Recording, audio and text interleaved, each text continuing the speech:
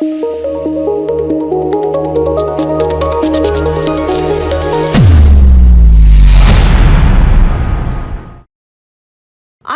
பத்ரகாளி அம்மன் திருக்கோவிலின் திருநெறிய தெய்வ தமிழ் திருக்குட நன்னீராட்டு பெருவிழா சிறப்பாக நடைபெற்றது. கோவை வீரியம்பாளையம் பகுதியில் அமைந்துள்ள பழமை வாய்ந்த அருள்மிகு பத்ரகாளி அம்மன் திருக்கோவிலின் திருநெறிய தெய்வ தமிழ் திருக்குட நன்னீராட்டு பெருவிழா வெகு விமர்சையாக நடைபெற்றது.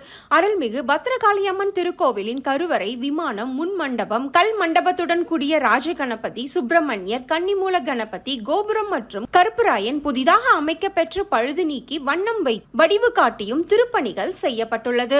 இவ்விழாவானது கடந்த வெள்ளிக்கிழமை அன்று முளைப்பாரியுடன் மற்றும் தீர்த்தம் கொண்டுவருதல் போன்ற பல்வேறு நிகழ்ச்சிகளுடன் தொடங்கி ஞாயிற்றுக்கிழமை அன்று திருக்குட நன்னீராட்டு பெருவிழா வெகு விமர்சையாக நடைபெற்றது.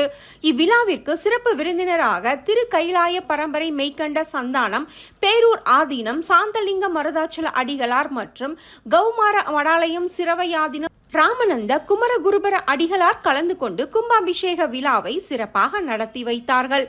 இதில் திருக்கோவிலின் தலைவர் KNC ராஜேந்திரன், செயலாளர் A கந்தசாமி, பொருளாளர் P ராஜ்குமார் மற்றும் திருக்கோவிலின் கமிட்டியினர், ஊர் பொதுமக்கள் என ஏராளமானோர் கலந்து